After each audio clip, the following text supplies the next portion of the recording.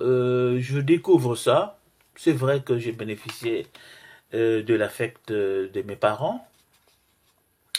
Et donc, ses parents, mon père était un alcoolique, hein, je vous le dis maintenant parce que j'ai transcendé cet aspect-là. Mais quel amour, hein, quelle maîtrise de soi, euh, on va dire, c'était une bibliothèque de connaissances. Parce qu'il nous a appris tous les métiers de survivance. Hein. J'ai fait multiples métiers. J'ai été forgeron, j'ai fabriqué des jouets. Hein. Je ne sais pas si on parle le ludo-fabricant. Hein. J'ai créé des jeux. J'ai été vendeur euh, en couture. J'ai vendu dans les marchés. Le marché de 10 francs, pour ceux qui connaissent Brazzaville. Euh, j'ai en tout cas tout un parcours comme ça où je suis habité d'expérientiel. Hein, c'est pour ça que vous verrez que dans ce que on va échanger, je parle de formation expérientielle. Hein. Donc j'ai toute une expérience comme ça. Hein. Mais la survivance m'a amené aussi à se débrouiller. Par exemple, pour manger, je n'avais pas toujours à manger. J'ai été, comment dire, j'ai vendu du bois, j'ai vendu du charbon, j'ai vendu des têtes babioles, etc. J'ai vendu des palmiers à des colons français. Voilà. Alors, mes chers amis, écoutez, nous nous retrouvons encore une fois dans cette extropection, mais je voudrais vous préciser quand même l'état d'esprit dans lequel je fais ce travail de rencontre avec vous. Car pour moi, chaque rencontre, finalement, c'est un moment de formation.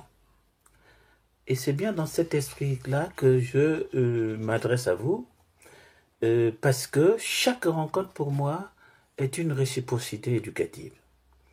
Donc vous voyez bien que je viens d'utiliser le mot éducatif, l'adjectif éducatif.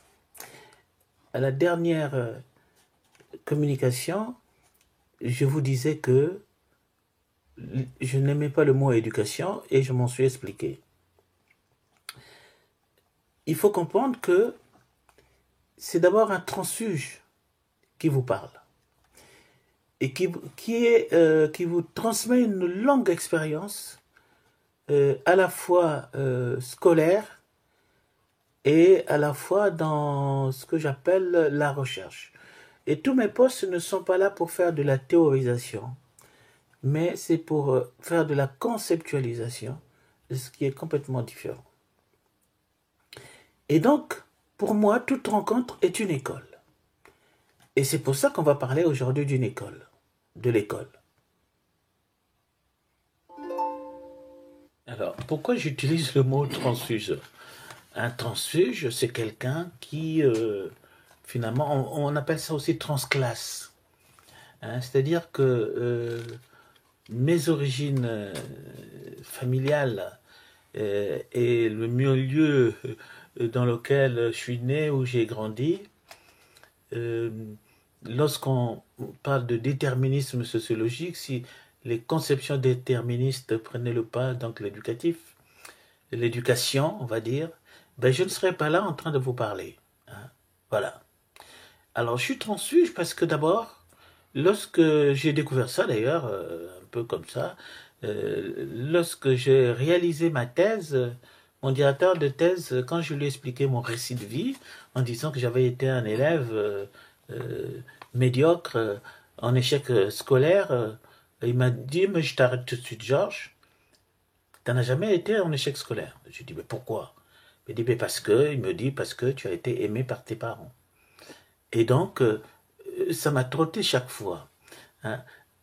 Alors, quand vous saurez tout mon cursus, finalement, vous allez vous rendre compte pourquoi aujourd'hui, j'ai créé un courant qui s'appelle la clinique éducative. Pourquoi j'insiste sur la clinique éducative? Hein? Parce que finalement, quand vous vous racontez, quand vous faites un récit de trajectoire, vous introduisez ce qu'on appelle une médiation éducative, et c'est pour ça que je me suis souvent appuyé sur les autobiographies raisonnées. Hein. Bon, ça c'est donc une première chose.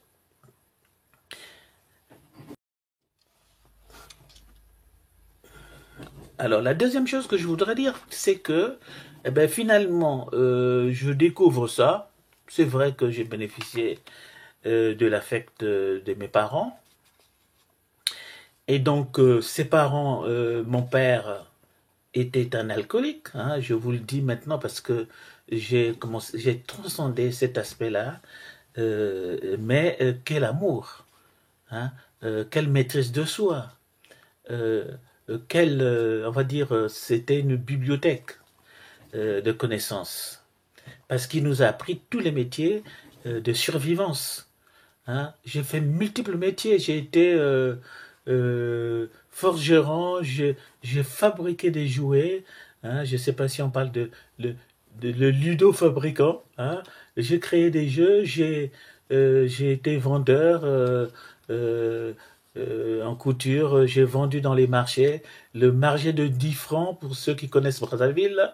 Euh, j'ai en tout cas tout un parcours comme ça où je suis habité d'expérientiel. Hein, c'est pour ça que vous verrez que dans ce que on va échanger, je parle de formation expérientielle. Hein. Donc j'ai toute une expérience comme ça. Hein. Mais la survivance m'a amené aussi à se débrouiller. Par exemple, pour manger, je n'avais pas toujours à manger. J'ai été, comment dire, j'ai vendu du bois, j'ai vendu du charbon, j'ai vendu des têtes babioles, etc. J'ai vendu des palmiers à des colons français. Voilà. Donc le transfuge que je suis, finalement, a été à l'école de la vie. Et puis alors, cette école de la vie a fait qu'à un moment donné, que je me sois occupé de toutes les personnes qui étaient en difficulté. Hein. Première expérience à l'hôpital psychiatrique de Brazzaville, où j'étais en stage. J'ai travaillé avec Missonsa, et Dr Missonsa et Dr Bilongo, et je recevais un certain nombre de patients, et je me suis rendu compte, en me plongeant sur l'histoire de la folie de Foucault, que on était dans une sorte d'enfermement, et je parle donc de prison. Donc tout ça, ce sont des moments d'école, des moments où finalement les histoires des patients me montrent qu'un certain nombre de survivances, comment on appelle ça, il y a des fulgurances comme ça qui arrivent chez des personnes que vous croyez complètement dépassées, mais qui pourtant vous amènent des leçons de vie, et c'est pour ça que je parle de formation existentielle. Hein. Et donc nous allons ramasser tout ça dans cette notion. Quand on est un accompagnateur, on ne peut pas s'enfermer dans une posture de, comment dire, d'expert ni de pronostiqueur. Je ne suis pas là pour pronostiquer, j'essaie d'exercer une fonction maïeutique. Bon, je vais donc cesser de parler de moi. Hein.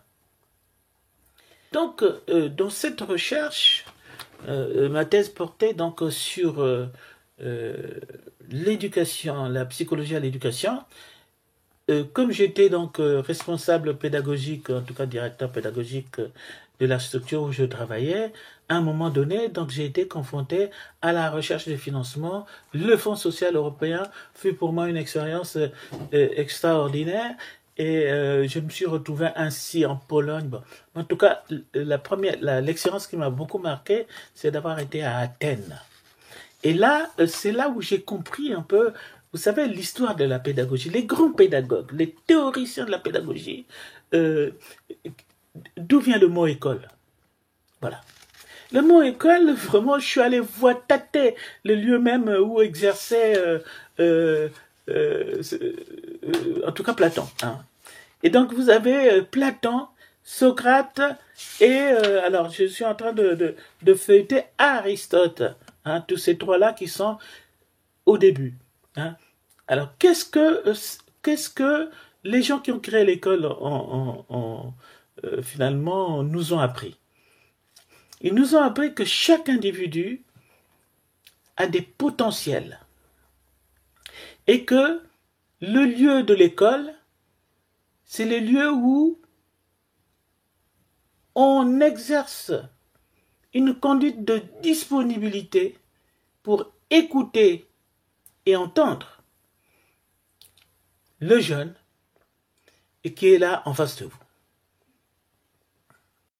Alors, quand je dis écouter le jeune qui est en face de vous, ben, c'est tout simplement que la pédagogie associe, en tout cas, les manières d'être aux manières de faire.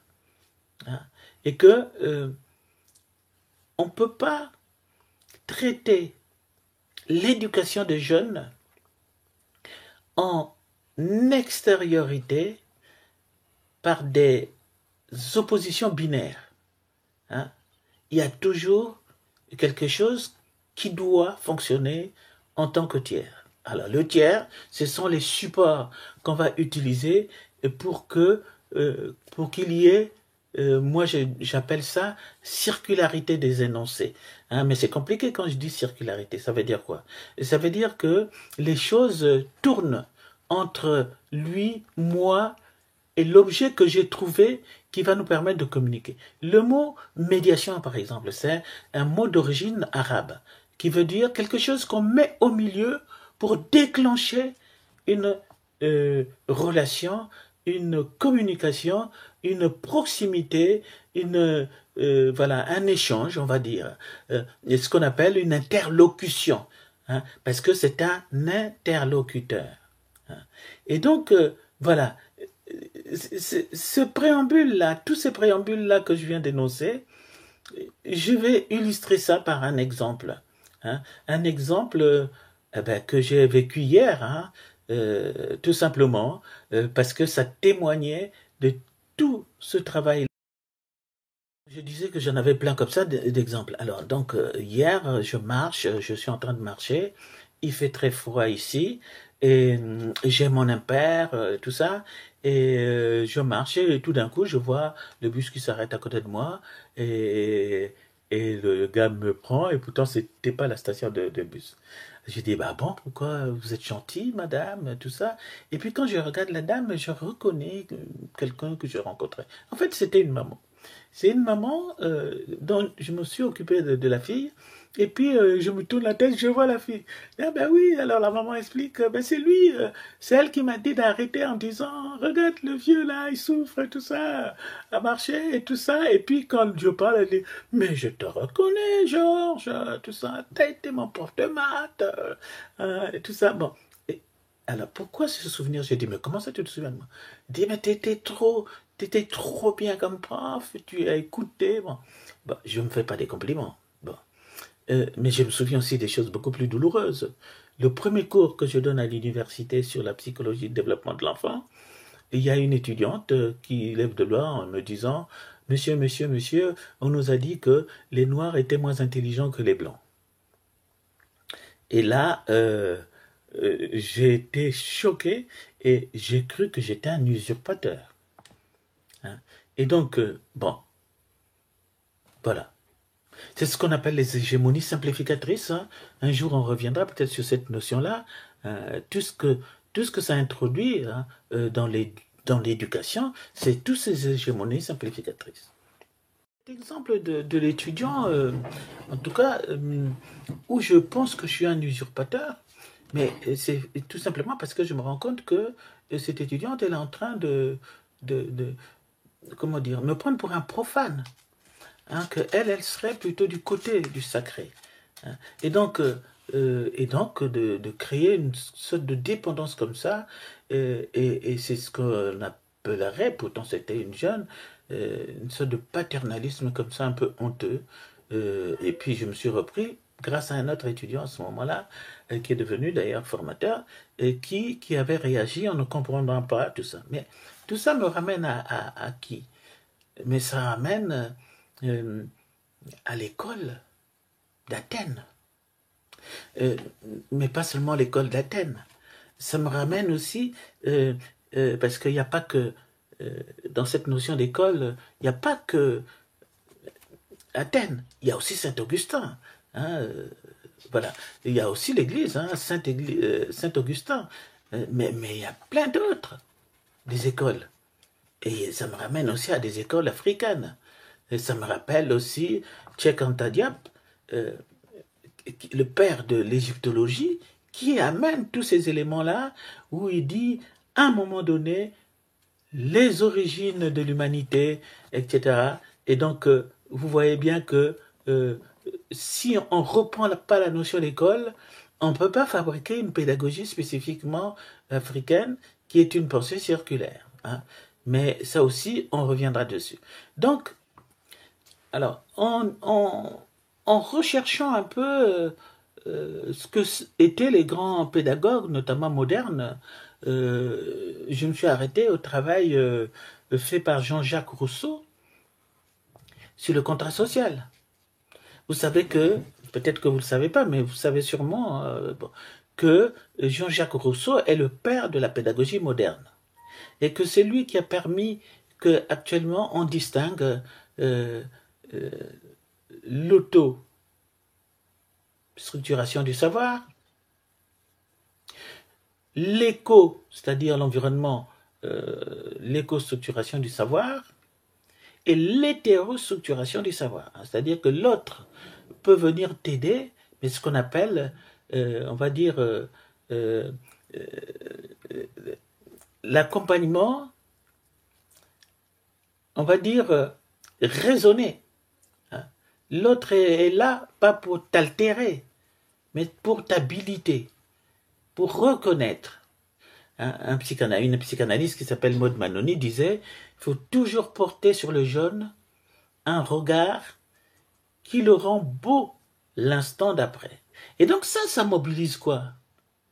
Ça mobilise le fait que dans une structure d'État, qu'on leur donna des moyens qui leur permettent justement d'aller rechercher toute la quintessence hein, des compétences qui sont en eux. Hein. Et ça ne peut pas se faire tout seul comme ça.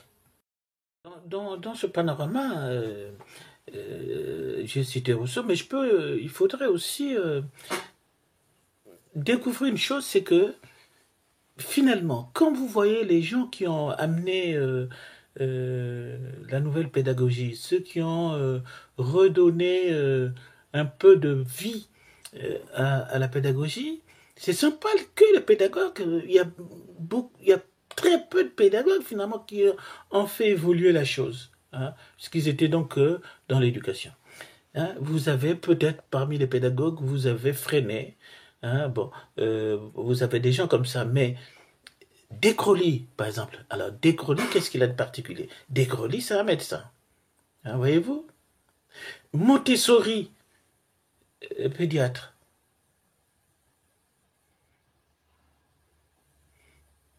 Bon, et même l'histoire de docteur Itard, là, c'est... mais c'est un médecin. Hein, normalement, chez les sourds et tout ça. Bon. Et donc, vous voyez bien que il faut, dans cette recherche-là, comprendre qu'il faut associer la pédagogie et le soin. Et que c'est capital pour comprendre un peu les choses qui se passent.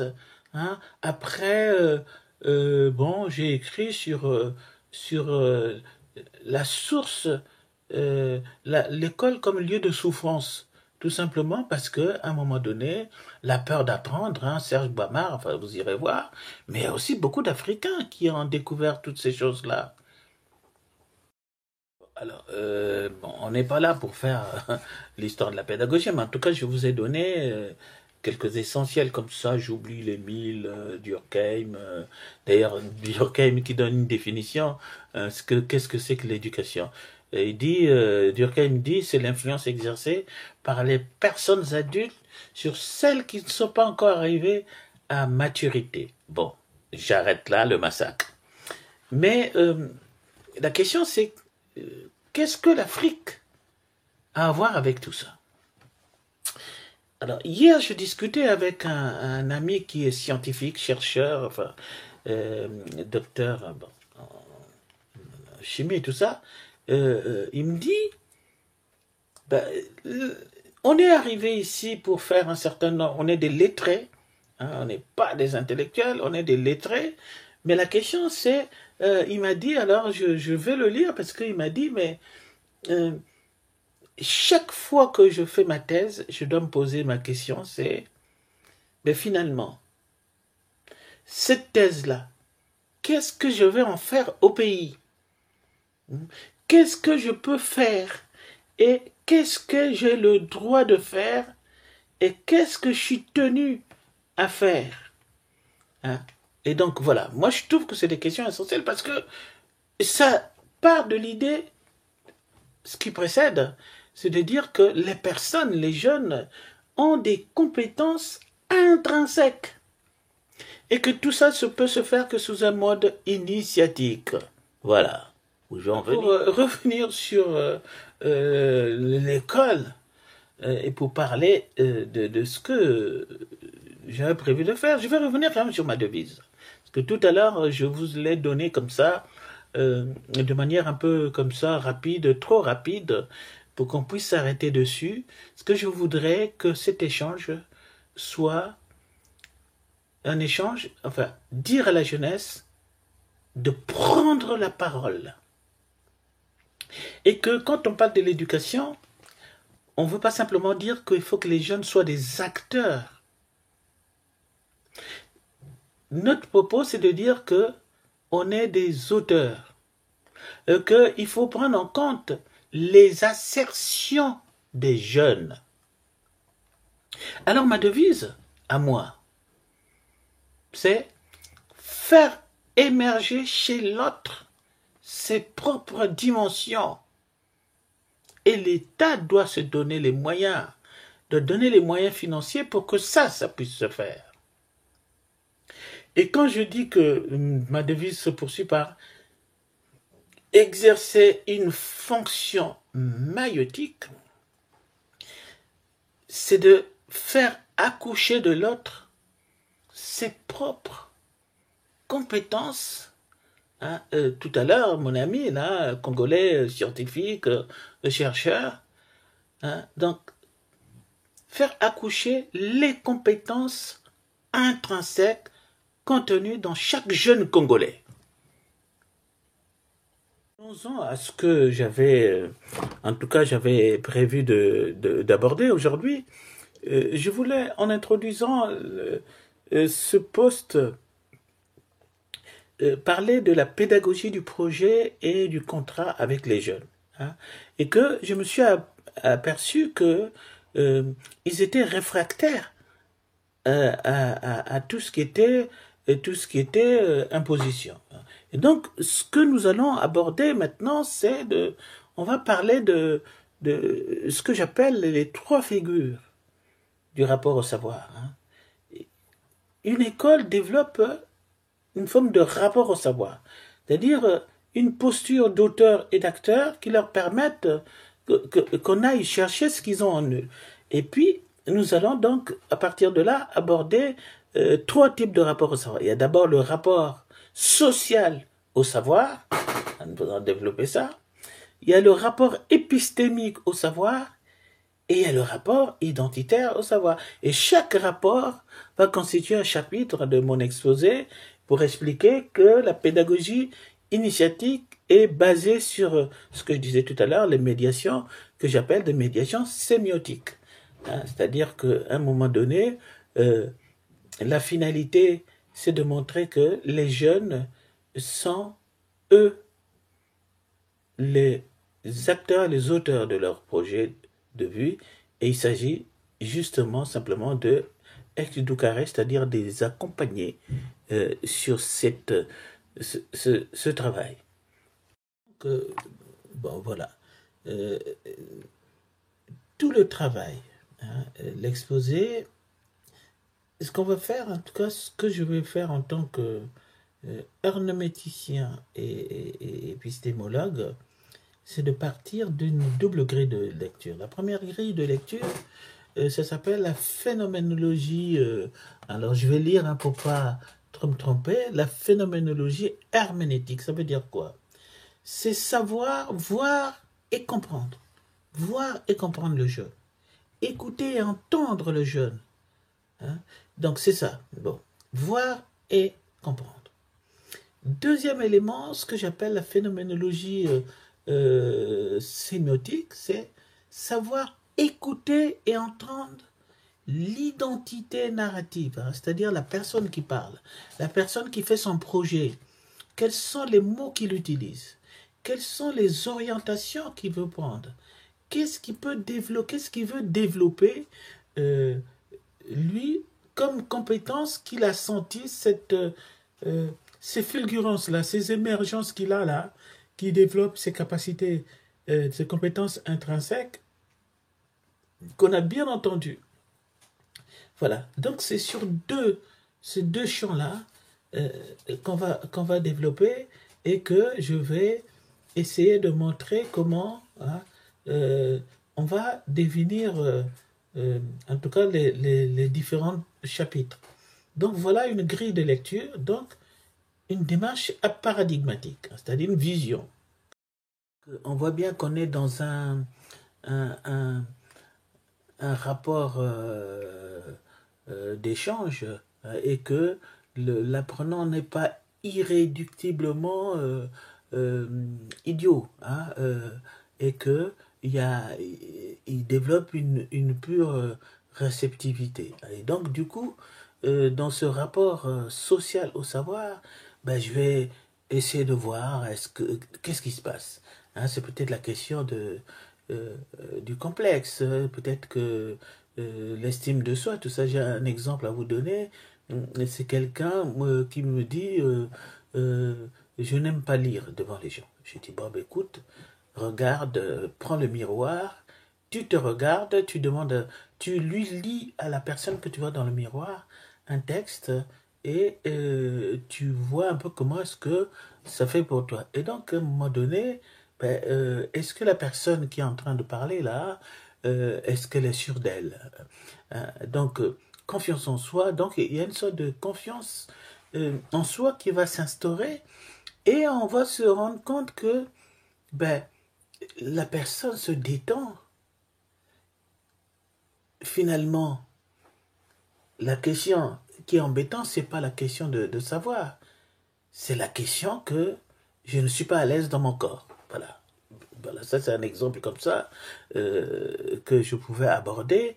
Et à ce moment-là, je peux avoir recours à un psychomotricien, à quelqu'un qui fait voilà, qui travaille. Alors, le rapport identitaire au savoir, bon, écoutez, on va partir de l'épitaphe, enfin, de ce que j'avais écrit dans l'introduction générale de ma thèse. J'avais mis la conquête du savoir se renouvelle chaque fois qu'il est exercé, que la jouissance de son exercice est la même que celle de son acquisition. Hein. Et ça, c'est un psychanalyste qui le dit, c'est Jacques Lacan qui le dit. Hein. Donc, voilà. Donc, on va partir de ça. C'est-à-dire que, finalement, dans le rapport identitaire au savoir, vous avez à la fois le plaisir d'acquérir les choses, hein, et ça reste, on va dire, dans le système, comment on va dire ça, de modélisation. Hein. J'ai un modèle identificatoire, enfin, j'ai des croyances culturelles, voilà. Et puis à côté épistémique hein, qui vient jouer là, qui est de dire que eh ben, je me suis approprié des savoirs et je vais les mettre en œuvre en les appliquant. C'est ce que mon ami scientifique a dit tout à l'heure. Hein, mais qu'est-ce que je fais de ça?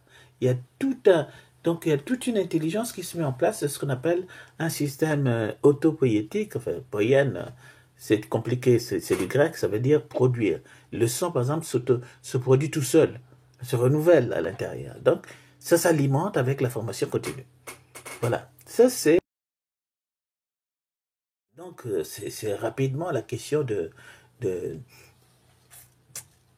comment dire, la question de la rationalité, de la construction du savoir. Ça se construit, il y a toute une dynamique. L'école ne se limite pas à recevoir, à doter d'outils.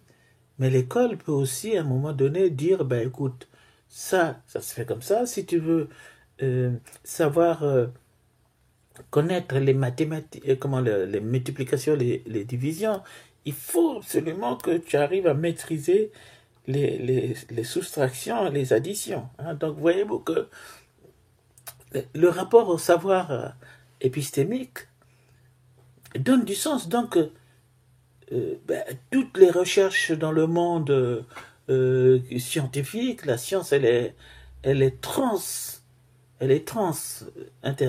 transnationale. C'est au-delà des cultures. Donc, s'il y a des cultures qui sont avancées sur un certain nombre de choses, ben, ils sont moins avancés sur eux. Ben, ce qu'on va remarquer, par exemple, que la culture occidentale, c'est plus une culture, on va dire, commerciale, euh, qui est influencée, par exemple, euh, ben, disons, la culture Congo. Hein, mais alors que les autres sont plutôt des cultures, on va dire, l'influence de la philosophie, par exemple. Bon, moi, je pense personnellement que, par exemple, la culture Teke est plus du côté du symbolique, voilà, de la transcendance. Voilà, le fétiche, bon, des choses comme ça. Bon, voilà. Alors, enfin, euh, le rapport, on va dire, existentiel au savoir. Alors, le rapport existentiel au savoir, ben, je m'explique par... j'ai déjà donné aux étudiants un exemple. Je disais, quand je suis allé au village, les pygmées sont venus me chercher pour m'apprendre à faire des pièges pour attraper du gibier. Et puis on arrive dans la forêt le matin, on avait un rendez-vous. Quand j'arrive les voir, je suis bien outillé, basket, survêt et tout le bazar. Ils se sont mis à rigoler en disant mais enlève tes chaussures, il faut marcher pieds nus dans la brousse et tout ça. Non, tu vas faire fuir les oiseaux, les animaux et tout ça. Et donc, quand on est arrivé, on a fait ce qu'il fallait, les huttes et tout ça, les sifflets. Et j'ai appris à faire des sifflets pour attirer les oiseaux et on en a attrapé. Alors, je vous dis pas cette question de la survie, euh, mais une survie où tu es dans d'une aisance, une zone de confort. Hein. Et voilà. Donc, existentiel, c'est que ça renvoie à la tradition, ça renvoie au terroir, ça renvoie à toute la richesse qui est contenue, par exemple, dans nos forêts, où on peut découvrir un tas de choses. Et donc, c'est à partir de là que je suis en train de écrire un ouvrage sur la pédagogie spécifique de l'intelligence circulaire. Hein. Voilà. Donc, pour conclure, hein, je dirais que ben, finalement tout ça, c'est pour dire que l'école, le mot école, me séduit beaucoup. Et ce que je voudrais faire comme projet, que je ne vais pas développer aujourd'hui, c'est de dire un village, une école. C'est ça l'idée. Le paradigme, je vais le développer dans le détail. Et nous parlerons la prochaine fois de médiation éducative. Cette notion de médiation éducative est la notion de l'entre-deux, de quelque chose de l'interstice, hein, qui est entre la tradition et la modernité. Hein, et c'est pas parce que il y a une sorte d'hégémonisme de la culture occidentale que ben justement on doit disparaître. Et Cheikh Anta Diop, Modibo Keïta, etc. Tous ces gens-là, même Franck Fanon, masque blanc, peau noire, masque blanc, Kamara Lai, hein, l'enfant noir, tous ces écrivains, en tout cas africains, m'inspirent pour un moment donné qu'on pense à cette notion d'école avec des maîtres initiateurs. hein, qui est basé sur l'initiation et non pas sur l'enculturation. Hein, voilà. Donc, voilà comment je conclus et nous nous verrons.